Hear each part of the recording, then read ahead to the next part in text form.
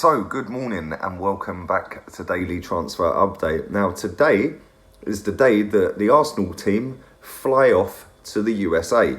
They've got a few games over there, and we are currently only going with one extra player to what we had last season. In fact, we're actually weaker than we were last season because we've allowed Ramsey, Welbeck, Lichtsteiner, although that's not a great loss, Petr Cech, Ospina, all to leave the club, some of them for nothing, and Ospina for about £3-4 million. We've spent out £6 million on Martinelli, and he is going to join up with the squad. He's already been in the first team training down at Colney, and they're going to fly out to America later on today. Now, obviously we've got Edu Gaspar in as technical director now as well. And he has got a massive job to do. Him and Raul, Vinay and Emery, they have all got a massive job to do because, let's be honest right now, one player, whilst we're going on a pre-season tour of America, which is the chunk of our pre-season, and we've only signed one 18-year-old that we don't really know a great deal about. Is he going to be good enough? Is he not going to be good enough? Who knows? Some South Americans come in and smash it.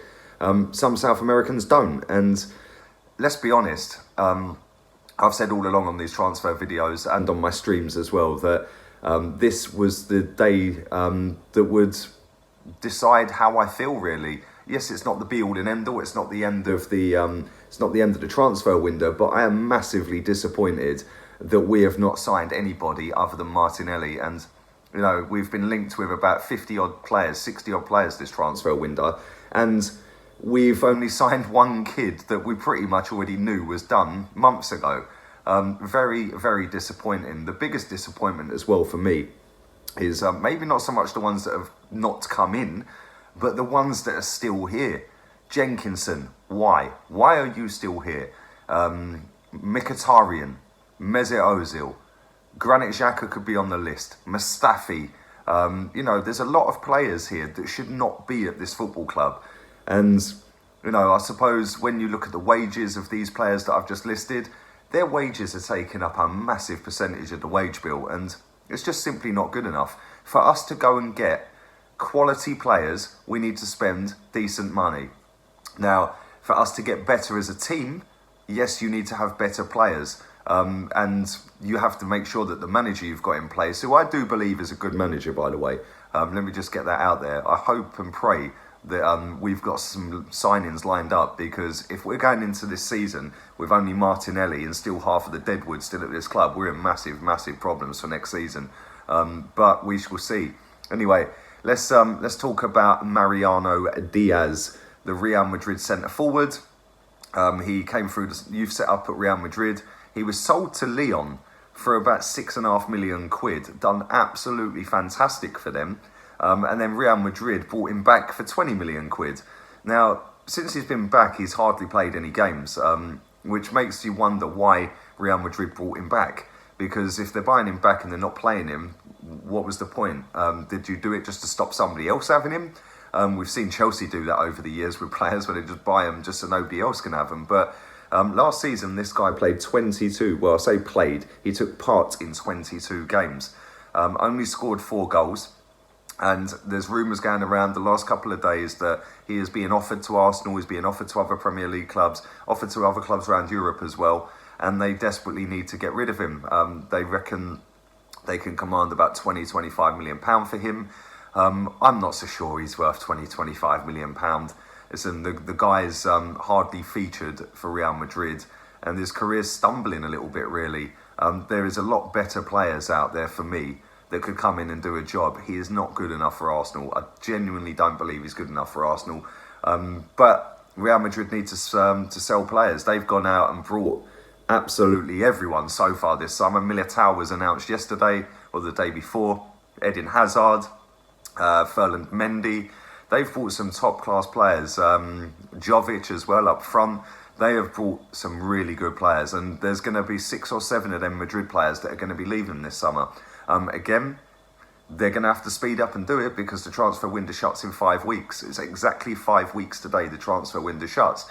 And whilst they've gone out and got all their business of incomings in early, they ain't got rid of any of their outgoings yet. And they're going to have to do that if they want to balance their books. So they're obviously looking to get rid of him. Let's just hope we don't go anywhere near him. The second player is again another Real Madrid player, and that is Dani Ceballos. Again, another one. It's just underwhelming. I don't think he's good enough for Arsenal. But people will tell me that his stats are this and his stats are that, and he can run into space and he's good with the ball and this and that. I've heard it all before. I just want a player that comes in and does the dirty work properly. I'm sick and tired of these players coming in with all their fancy flicks and tricks and stuff like that. And I really, really hope Unai Emery is not lining up these two from Madrid. Listen, Ceballos is a good player. He's not going to take us to where we want to get to, which is top 4 right now. Let's be real. We've got to start looking over our shoulders as well. Leicester and Wolves, they're spending money. Wolves are actually linked with Diego Costa of all people. And now that is somebody that would get straight into our team. That is the person that would rally the troops. That is the guy that's the leader of the team, you know. That guy would not allow Mesut Ozil and Granit Xhaka to start walking around the pitch. That's the sort of person we need. Maybe not so much him, but in that mould.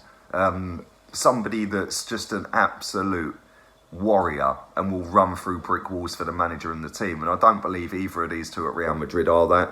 Whilst they might have good technical ability and good midfield stats for Ceballos, not for me. This is the Premier League and we need bigger and better players than Dani Ceballos and Mariano Diaz. I'm sorry, but there's better players out there that we could buy, and we should be looking. And the thing that's worrying me the most is the fact that we're linked to all these attacking players. Why are we hardly linked to any defenders? Yes, we've been linked with Kieran Tierney. Yes, we've been linked with Kahneman, the Argentine centre-back. Other than that, Lewis Dunk, maybe we've been linked to a couple of times. Not really linked to any centre-backs. Gary Cahill, like, come on, really? Which is starting to worry me a little bit. Arsenal have always been very cautious in terms of letting the media know what they're up to, and rightly so. Listen, if you're about to do a multi-million-pound business transaction, why would you tell the media? You know, that gets it out there, and then somebody else comes and gazumps you. Why would you do that? So I fully back them for not telling people, but at the same time, we're linked to all these attacking players, and we need defenders. I genuinely don't get it. We've wasted most of this transfer window. We're doing a deal for Saliba. We've put all of our efforts and time and resources into that and not actually fixed the problem for now. We're fixing it for next year. It just seems like it's been a bit of a mess right now. And yeah, there we go. Anyway, let's just quickly round up with Wilfried Zaha. Now, Sky Sports are claiming that a source close to him is suggesting that Wilfried Zaha doesn't believe we have the money to go and buy him. Well, yeah, probably don't have £80 million to go and buy him, or even more if you believe other reports suggesting 100 million plus. So yeah, he probably is right. And personally, I did a stream about this yesterday. I don't think we're actually in for him. I think it's all media hype and speculation. I've said this for quite a while. I don't think we want Wilfried Zaha. I think that's just being put out there. So we go and get somebody else. I don't know who that somebody else may be. Maybe Malcolm, maybe Ryan Fraser. I'm not so sure. But one thing I am sure about is we have 5 weeks, and this is the biggest 5 weeks in our history, or has been for a very, very long time. You know, we all remember the transfer window when we only bought Petr Cech, and then Leicester won the league title. Now, we're in serious trouble if we only sign Martinelli this summer. We need a massive overhaul of this squad, a massive overhaul in terms of midfield and defenders getting out of this football club. And we need to replace them all, let's be honest. So, I don't know. But yeah, today was the day where I thought, you know what? If we've got players on the plane by then, cool, I'll be happy. We've signed one player. So, yeah, I must admit, I'm a little bit peed off about it. So, big 5 weeks coming up. Let me know your thoughts about it. I'm looking forward to the tour, don't get me wrong. I want to see this new lad play. And well done to Alex Iwobi, by the way. He set up their first goal last night. They actually qualified for the semi-final of the African Cup of Nations. So well done to Alex Iwobi. It just goes to show that you know, when nobody's on your case all the time, you can actually play fantastically well, because apparently he was outstanding last night. Big season for him, and we're going to need him by the looks of it. So yeah, there we go. Leave all your comments down below. Let me know your thoughts on our transfer window so far, or lack of transfer window. And I shall see you all at 5 o'clock. Do subscribe and do stick a like on the video. Thanks very much. Laters, peeps.